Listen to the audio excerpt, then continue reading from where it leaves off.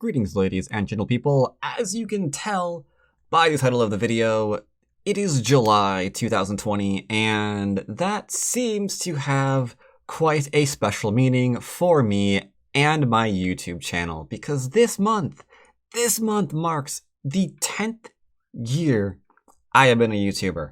10 years on the platform. 10! 10 years, man! 10! What he said. And I just wanted to go and recap how I got to where I am now, why that name is above my head, the success and failures I've had on the platform, and how it's ultimately led to where I am right now, being able to do this for a living, being lucky enough to be able to be a full-time content creator. Now, I'm going to probably cut the sections up on the timeline of the video down below so you can kind of click and go to the section talking about what you are actually interested in hearing about, because it's going to be a little bit of a rambly video, I do believe. And if you're only interested in certain sections, you should be able to go and click on there and go and hear what you want to hear about. But right now, I've been asked quite a few times why exactly I'm Dwyrin. How to get the name Dwyrin? Where to come from? What's the story there? And unfortunately, I would love to have a really long, engrossing, epic saga of how I got the name. The long hours spent contemplating what best fits my personality, and deciding out of a nice pool of names how I selected what I selected. No, 10 years ago, dude, it was random. It was random. I've been an avid reader ever since I was in middle school. It's pretty much been the story of my life. And I was just finishing up book 2 of a trilogy where the main character's name had some bad things happen to him. Didn't like it. Was not a fan. So I needed a name. And at the time, I thought the name was just going to be for maybe commenting on some YouTube videos. Just kind of a throwaway name. It could be like, LOL, you suck, man. You know, that kind of a name. I didn't have any idea I was picking something important at the time. So yeah, I got through book 2. Didn't like where the main character was going. So I'm like, you know what? No. Boom. I'm going to take the name instead. Ha, eat it.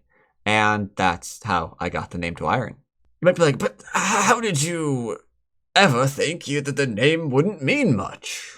Why didn't you be more careful about selecting your name? And I mean, back then, 10 years ago, YouTube was a very different place, and I didn't really know what on earth I wanted to do with my life and the direction that I wanted to go. I mean, I'd been doing some craft work at the time, and in the off hours, I was playing video games. That's what I did. In particular, I was playing SimCity 4. Very, very avid SimCity 4 player. Now, I ought to point out, again, 10 years ago, YouTube, very, very different place. So I was watching these YouTube videos, and it looked really, really, really easy to make videos on the game that you enjoyed playing. And I enjoyed playing SimCity 4, and I'm like, you know what? These people look like they're having fun making SimCity 4 videos. But I could do that too. Give me something to do in my off hours, you know? Everyone needs a hobby, so I'm like, yeah, sure. Maybe I'll upload a SimCity 4 video. Make a video. Me making a little city in this game, SimCity 4. Maybe I'll get a view, 2, 10. Maybe I'll get 50. Whew, that'd be cool. Probably never get 100, though. I mean, that's just ridiculous. And that's how my very first upload came to be. Now, again, not to harp on this for too long, but very, very different place back in the day, 10 years ago. Very, very, very low bar to being a content creator. Okay, our PCs were not strong. So anyone could essentially upload anything regardless of how good the quality was. Again, no shots fired to those people back in the day. Take a friend of mine, Bone Canoe 86. I was watching his videos when I started uploading my own. And to give you an idea of the kind of thing that we saw a lot on YouTube, we saw a lot of this. We saw a lot of this. 480p, choppy video, flickering UI, because even the capture methods, right? Even the capture methods were pretty bad, right? Even the capture methods were pretty bad. So I decided, bam, I'm going to do that as well. Seems easy, gonna do it. Now, in all fairness, this video is in 720p and not 480, but even that was like, whew, I'm on the cutting edge here, man. It's not like today where you've got like 4K 60 FPS footage and like quasi professional editing, right? Or sometimes you actually have a team of editors now editing your video. And if you want to be a new content creator, that's the kind of stuff that you're competing with. I mean, that's just entering into that kind of scene right now. That's intimidating, man. That's pretty intimidating. But yeah, back in the day, it's whatever. Case in point, I had like a maybe $15, $20 headset maybe. Some piece of junk that I don't even remember where I picked up. Don't even remember what brand it was. But I used that microphone to record my audio. Audio that, I swear to God, if you haven't heard this before, I apologize for what you're about to hear right now. Hello and welcome to Let's Play SimCity 4. I am Dwyrin, I'll be your mayor today. Yeah, that was the audio. Now, I'd let that keep running, but notoriously this game does kind of get a little bit flagged there for the background music, so we're gonna shut him up. But yeah, very low bar for entering. Very low bar for entering. And not only that, you also had this interesting, take note of this right here, 8-minute video, because we couldn't upload long videos. So if you didn't have a lot of storage, you were fine. You don't have to upload 15 or 30-minute videos or hour-long play sessions. Right? All of these multi gigabytes of recorded footage. You didn't need that because your video is only going to be about 8-10 minutes long. Again, low bar for entering as a content creator back in the day. Now, one thing you'll take note of is I said maybe I'll upload a video and get a view, 10, maybe 50. Maybe 100, right? Oof. You will note, I was wrong on how many views I apparently was going to be getting doing that. As you can see there, 80,368 views on the very first upload I put onto the platform. You could say that I had a little bit of success, and I thought that was fascinating. Obviously, did not reach those numbers in a week. Didn't even reach this number in a year, but more on that later. I did reach a respectable number of viewers though, which caused me to continue doing this for a number of years. If you search here on the platform, Dwyrin SimCity 4, you can scroll down for quite some time on me just making a lot of SimCity 4 videos. And a lot of them you can see, 40,000, 20,000, 5, it jumps around. But it was working. Weirdly enough, it was working. I was getting viewers. I enjoyed getting viewers. And I thought, maybe I'm going somewhere with this. And truthfully, yeah, I did. Take, for example, a few years later, my highest viewed video is currently sitting at 475,000 views. That is ridiculous. And I fully expect to actually have it hit 500,000 within maybe the next year. Absolutely crazy stuff. Some other videos that were pretty successful, this other SimCity 4 video, 218,000 views. We've got another SimCity 4 video, 247,000 views. This one a little bit older. You can tell by the rather Papega quality of the video, and you do not want me to unmute this thing and hear the voice. Don't want to hear that at all.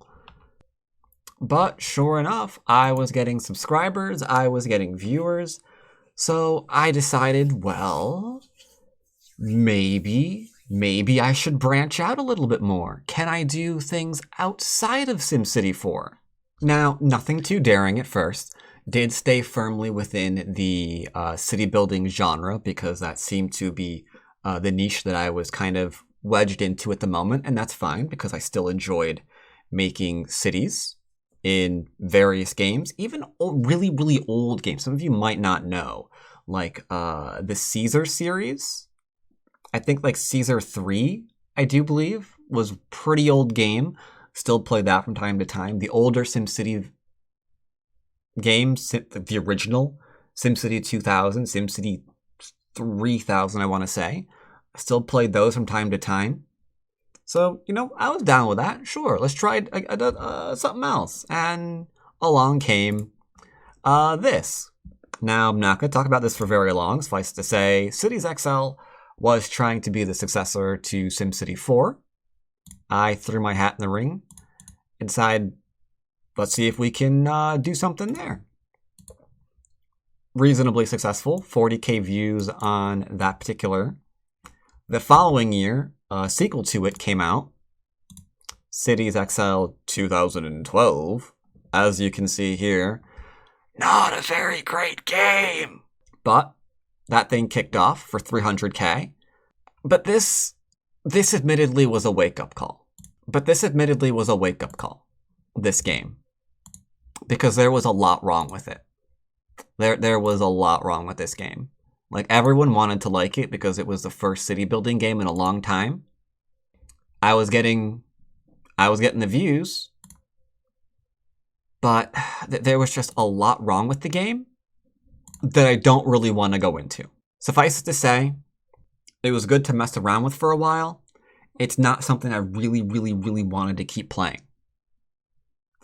So it occurred to me, on my channel, I was facing a decision. I could force myself to keep playing things like this,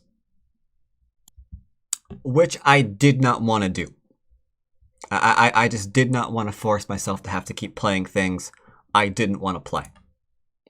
And fast forwarding, SimCity 2013 released. Also, in my opinion, another very bad game. Wanted to love it. It was just too small. Promised things that it didn't deliver on. Had bugs out every orifice that it had. And yeah, what wasn't very good. Wanted to love it. Didn't. But here's the thing. When you're picking up tens of thousands of views on your videos, and you seem to be having fun playing the games on screen, people go out and buy those. So I know the longer I make videos on these things, the more people are going to buy the things that I didn't even want to play. They're going to keep throwing their money at the things that I didn't think you should throw your money on. That was the beginning of a dilemma on my channel. So we tried to branch out a little bit. Did do a little bit of branching out. And you know what? It was met with some success. Take this game over here, for example. Total War, Rome 2. Pretty solid game, as long as you don't get into siege mechanics, because they still haven't been able to do siege at all well in this game. There's always bugs and ways to break AI. Even in their latest, the latest games in the Total War series, kind of suffers from the same thing. But it was fun for a while. It was fun for a while. The problems in the game really stuck with me. And if I searched my comments, I could still find people saying they went out and bought the game because I was having so much fun playing it. And again, there's that issue. Back when I was recording this, there were so many bugs with the battles that it was just like, you really, really shouldn't. You really, really shouldn't. Maybe they fixed them since then. I've actually haven't kept track. But yeah, it was, again, people just like buying the things that you're seeming like having fun playing, and it kind of makes you feel guilty a little bit. You know? Kind of makes you feel guilty.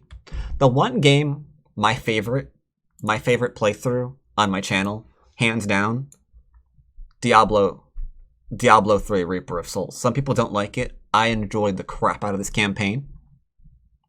I had a lot of fun recording.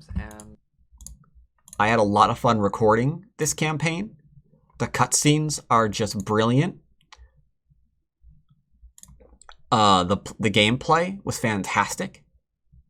And people's telling me they enjoyed watching me play it and going out and buying the game. Didn't make me feel guilty. But it took to 2014 to find that. At that point, I was already considering a switch. Because up until now, in the back, I was playing Go. But I considered myself primarily a video game YouTuber.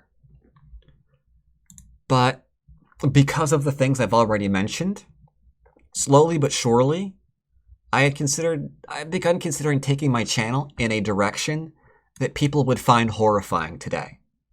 Like, I don't know anybody who would do this. Take this game over here. Good old W. Baduk 5 Dawn series from 2011.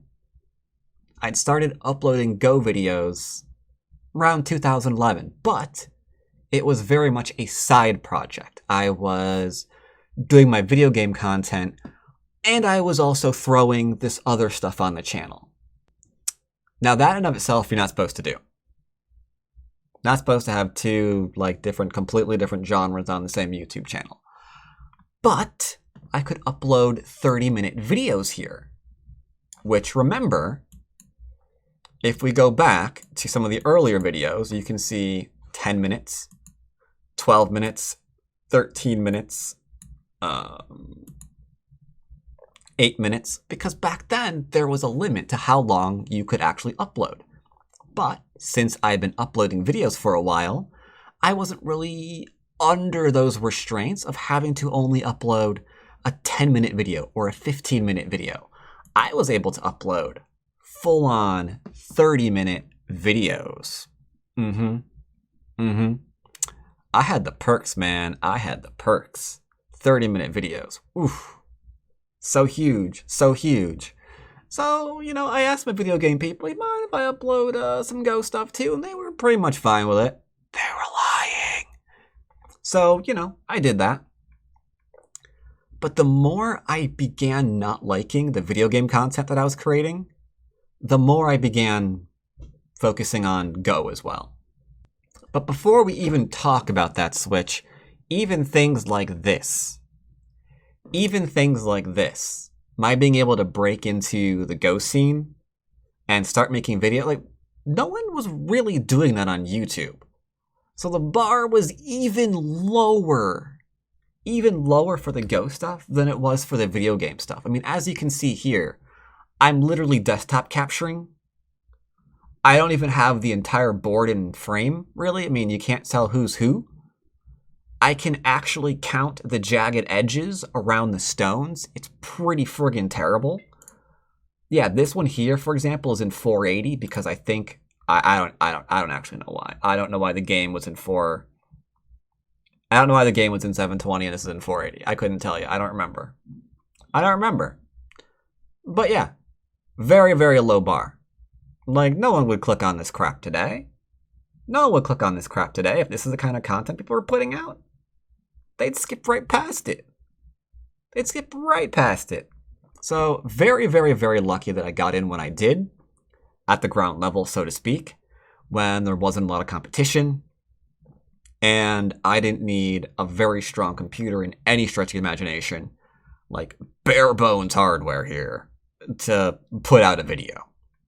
Very, very lucky for me. Very, very lucky for me. But, you fast forward to today, and now Go is all I'm doing. And part of the reason for that is because I can record content on any server I want, on any topic in Go I want, however I want, and I never feel guilty about people who say, you know, I really loved your Back to Basics series, so I started playing Go. I'm not going to be like, oh man, why are you doing that? You shouldn't be playing Go. Don't you know it's a terrible game or anything? No, Go is a great game. Go is a great game. Unlike some of these other things that I played that I know it's done better. But you just find to feel guilty whenever people say, oh yeah, I just spent $60 on that thing that you can barely stomach recording. And at the end of the day, that was the most important thing for me.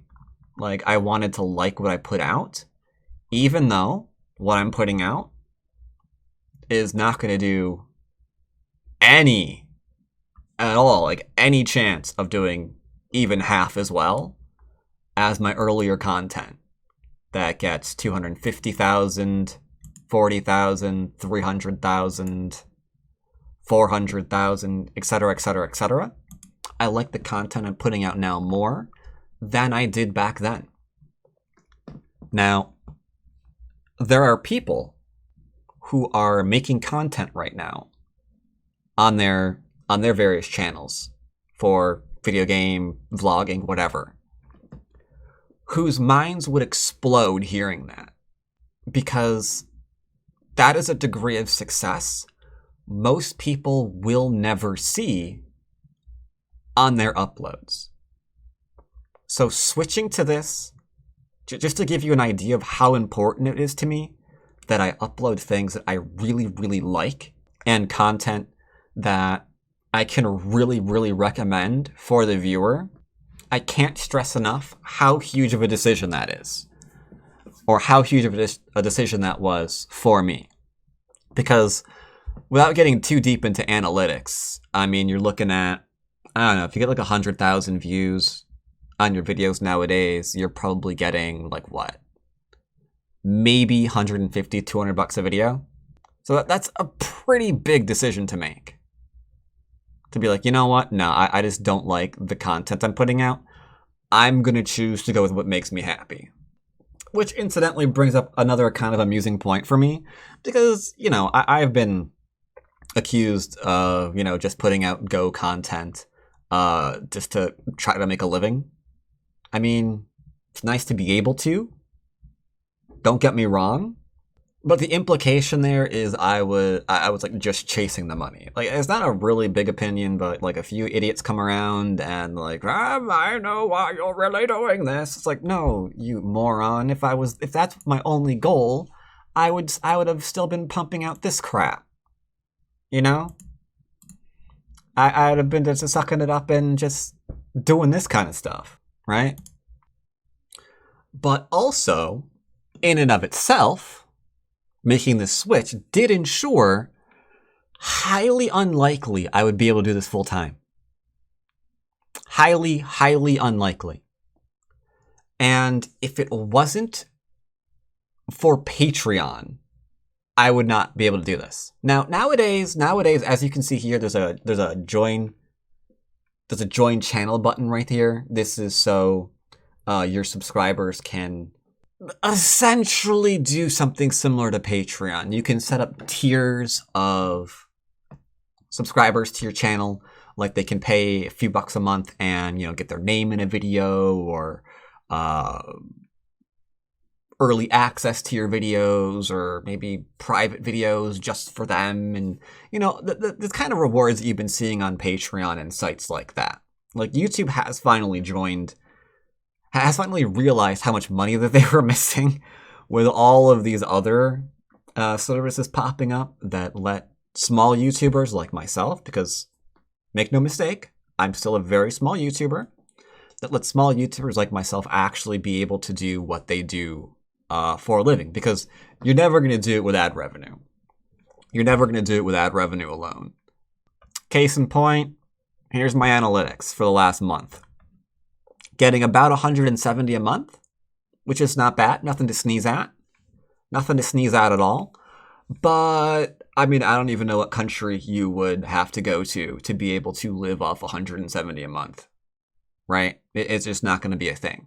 You're not going to be able to be self-sustaining on the platform unless you can monetize yourself in other ways. And Patreon coming through to give you the ability to give the people who support you reasons to support you is absolutely hands down one of the best things that has happened in my life. I mean, without it, I would still be making content, but not nearly as much. I could probably stream, but not nearly as long, because I would need to find something else to do. I mean, that's just all there is to it. I couldn't put the hours that I put into my channel if it wasn't for sites like that. You know? It's just the way of it. So Patreon coming along and giving me the ability to get that kind of support, and YouTube finally coming along and realizing, hey, you know what? Maybe we should give our creators the ability to get that kind of support. I mean, like, years after the fact. Total game changer. Total game changer for a small creator like myself.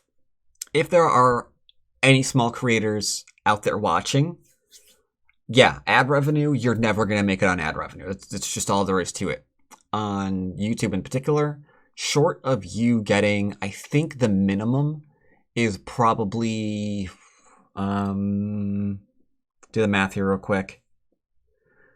If you're getting 30 to 50,000 views per video, you can probably survive off ad revenue as long as you're putting out 2 to 3 videos a month. The ad revenue off of those 4 weeks of videos plus your back content very likely could make you make your ends meet. Anyone above that is doing amazingly, unless they can't handle their money. Anyone who's like, if you see anyone getting like 100,000 or 1 million views, they're on the road to being a millionaire. Simple as that. They're on the road to being a millionaire. But for us little guys, we have to get a little bit more creative. And a mistake you're going to make, potentially, again, if you're a little YouTuber, is you might look at some of the larger YouTubers to see how, like how their Patreon set up. How are their join buttons set up? That's a huge mistake. Because as a little YouTuber, you can get a little bit more one-on-one with those who are supporting you that you would never be able to do it if you had 1 million subscribers. Case in point for me, if we head on over to my Patreon, I'm able to offer things like game reviews. If I had 1 million bloody subscribers, I would never be able to offer game reviews because it'd be such a small number of people that would actually be able to take advantage of this. It'd be stupid. I can offer simuls on Sunday to play my viewers. Again, if I was a really huge YouTuber, I couldn't because you'd be looking at, Jesus Christ, what, 1,000 people wanting to take advantage of that? Good for money. Good luck playing 1,000 games at once. Seriously. Yeah, good luck with that one. I can have study groups that are manageable because only a handful of people join them. Again, if you're usually successful, and if you were looking at larger patrons, or not larger patrons, but larger YouTubers and trying to get ideas off of them, bad idea. Great thing about being a little guy is you can really get a little bit more personal with your subscribers and offer them content that larger content creators just can't. Not unless they put a bunch of zeros after these numbers. Then maybe, but other than that, yeah, they can't. They might want to. They might think, hey, yeah, it'd be really great if I could, have a thing on Sundays where I interact with my viewers. Or have a group of people all gathered on a weekend to talk about whatever it is you're doing. That'd be fantastic. There are probably larger creators that would love to do that, but they can't because they'd be swamped. And it would just be a huge cluster. So if you are a small little dude looking to try and monetize yourself in any way, think of the more personal interaction that you can have with your fans, and don't look at those large people. Those large people are operating on a level we certainly are never going to. So don't get caught up in that. would be my advice. And all of that brings us to modern day. That's pretty much how I got to being where I am now. And the content that I'm putting out these days, I absolutely love. Absolutely love. Like right now, my Legend 88 Remastered series, bringing you guys the Legend 88 games where you've got this super strong player playing these amateur players that you yourself are probably playing, showing these examples of these higher level ideas simplified down so anyone, I don't care what your rank is, you can see how he's doing what he's doing. You can see how he's thinking about how he's doing what he's doing, and everyone can follow it. Absolutely fantastic. Absolutely fantastic. The Back to Basics series, as you can see, 5 years ago I began that. Got pretty decent results with Back to Basics series, because that's really what people want to figure out. What are some simple concepts they can add into their games? And the sheer amount of feedback I've gotten over the years from the Back to Basics series, just improving people's play, improving people's games. Like I've gotten amazing comments of people who've said that they've just been like this rank or that rank forever. Some Either people way, had even, hope you guys like, enjoyed given up that hope game and learned something from it ever anyway. ranking up. I But will, as always, the series see just fine came along. folks next time. Might The do series came game, along maybe a and mid, finally helped range them queue in the round continue 5, 4 on their area, path and to go. Is somewhere just amazing, around and there I'm for next week. really Look happy forward to that that. I've been able to Take care, everybody. help so many people. I guess in that regard, now that I think about it, one of the really great things about being a Go content creator is how surprisingly rewarding that it's been. Not just monetarily, like screw that for the moment, but little things like I just mentioned with the feedback from the Back to Basics, how much people seem to enjoy my content, but even the things that I never ever would have assumed would ever be a thing. Like, for example, when I went to Australia, when I was flown out to cover the Australian Go Congress in good old Sydney, I was able to rather unexpectedly visit a country that hadn't been exactly on my radar at that point. Got to enjoy amazing food, meet amazing people, all because I finally settled into what seemed to resonate with me the best, which was doing Go. Because all throughout this, make no mistake, all throughout all throughout like these videos, in the back of my mind, I was not in the back of my mind, but in the background, I'd been playing Go. I'd even had a couple of students too throughout all of that. But it was very much a side thing at that point. And part of that is for the general understanding that was there at the time for anyone who was a Go player, which was it's next to impossible to make a living off of Go. So I never even considered that it could be possible for quite some time. And especially as an amateur, Ooh, don't even try it. Don't even try it. You're stupid. Don't even try it.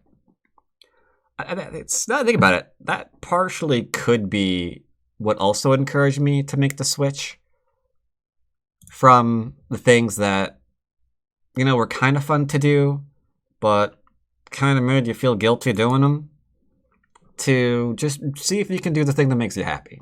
See if you can just do the thing that makes you happy. And that's the fact that everyone said you couldn't do it. Everyone said you couldn't do it. Impossible. Making a switch on your channel from one genre to another, really, really stupid. Don't do it. Trying to make a living as a Go player at all, bad idea. Don't even try. As an amateur, even worse idea. Don't even try. Yeah, looking back at it, that did have... That was part of the appeal. That was part of the appeal, I have to say. The challenge of it all. And seeing if they're right. Can you actually make it work? Can you actually make it work? Because I do like challenges. I do like challenges. As some of you may know, when I first began playing Go, one of like the highest bars of challenges that I'd ever heard was getting one done in your first year of playing. Like, you can't do it. Most people, I should say, can't do it. Extremely rare, never happen. So naturally, I'm like, okay, thanks for that. Now, what can I do to make that happen? Because that just kind of appealed to me. And I don't recommend it for y'all, so seriously, don't do this. But for an entire year, I was memorizing professional games. Like every other day. I'd go for another game, and I'd memorize it, and I'd move on to the next one. While I was still playing Psychotic Amounts of Go. And sure enough, it worked. Crazy amount of dedication, crazy amount of hours invested into it. But yeah, it worked. It worked. Managed it. Managed to get one done, first year of playing. And part of the reason why I want to do that was because everyone said you couldn't do it. Couldn't do it. Can't be done. You want to do it? Go to Korea. Go and study. Go and study over there. Because again, long time ago, there weren't videos that you could learn from. You know? There weren't these videos you could learn from. There wasn't a Back to Basics series that you could just figure out what I need to work on. But there was some content. Books mostly. Maybe you could find someone to review a game every once in a while. That was about it. That was about it. Very hard to do. Very hard to do.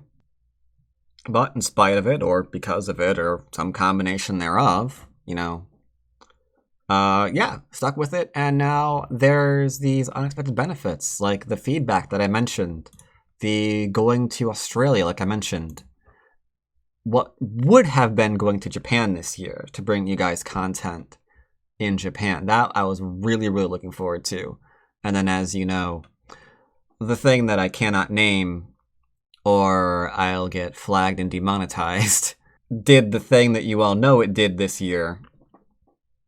And now that's obviously put on hold until that's safe to do again. Because that, I think, is the next really large, sort of, kind of new content that I'm really looking forward to bringing to my channel. Because now that I have enjoyed this success, even though, again, a lot of people would not consider 23,700 subscribers a success by any stretch of the imagination, I do. I'm making it work. It's successful. Bite me. The next stage in this journey, I think, is to bring you content, Go content, from various parts of the world. Because a lot of us don't get a chance to travel, or some of us don't even have Go clubs near us. So yeah, one of the things that I want to do is I want to hit up Japan. Bring you guys Go content from there. I want to hit up South Korea. Bring up Go content there. There are large gatherings of Go players in places you might not be aware of, like Germany, for example. Be cool to hit up Germany and see what their Go scene's like. Even silly things, like maybe take a short trip over to Seattle in Groucho Marx glasses when everything opens back up again, and sit in on one of Nick Sabicki's lectures with a hidden cam and see if he notices. Like, I have some really, really silly and stupid ideas that could be fun, and others that are really, really serious that I am looking forward to trying to implement and bring to the channel one day. And that's gonna be really enjoyable. That's gonna be a lot of fun. I guess in the end, though, all I can really say is that it's been really, really weird journey these 10 years as a content creator. Like, where I started out and where I am now, that is something you just never would have been able to anticipate, just at all. If I hadn't been flexible and willing to change what I didn't like and venture into new areas, this entire channel and what it looks like now, today, would not exist. That is for certain. That is for certain. I mean, if I hadn't been willing to drop the video game content and make the switch to Go, either I'd be more successful and miserable or I probably just would have stopped making videos altogether. One of the two. So I'm doubly glad that I did make the switch to Go. I'm glad you guys are all enjoying the content. That is for certain. I knew that this month was coming up for a while. Unfortunately, I am just shy of 10 million views on my channel. I'm at 9.6 million, which is little unfortunate. I was hoping I would have 10 million views on the 10-year anniversary, but missed it by that much. I think with my current analytics, we're gonna hit that when? When are we gonna hit that? We're getting a little bit short. We're getting roughly 100,000 views a month. So by the end of the year, I'll be sitting at 10 million views. It's good enough. 10 million in 10 years. I'll take it. Can't complain. But yeah, it's been a wild ride. There's so much more I'm looking forward to doing. There's so much more I'm hoping that you're looking forward to me doing. Thank you again for everyone who has subscribed either here or on Patreon or Twitch, because frack me, I haven't even mentioned Twitch. And I guess I won't now, but yeah. Or, subscribed on Twitch to support me being able to keep doing what it is that I'm doing. Thank you for all the feedback, both good and bad, to help me bring you better content. And I don't know about you, but I'm looking forward to another 10 years of content on the platform. I wonder, it's weird looking back over then to now and just a glimpse of what I hope to do in the future. I can only imagine what kind of videos from what countries might be on the channel in 10 years time. That's gonna be wild to see. That's gonna be wild to see. Hopefully I'm not still a 6-dan. Let's cross our fingers on that. But yeah, that's 10 years for me. Hope you guys enjoyed this rather rambling video. I'm not even sure what topics I've covered at this point, so I'm just gonna go ahead and wrap it up there. Hope you're enjoying the videos, and as always, I'll see you next time. Take care, everybody.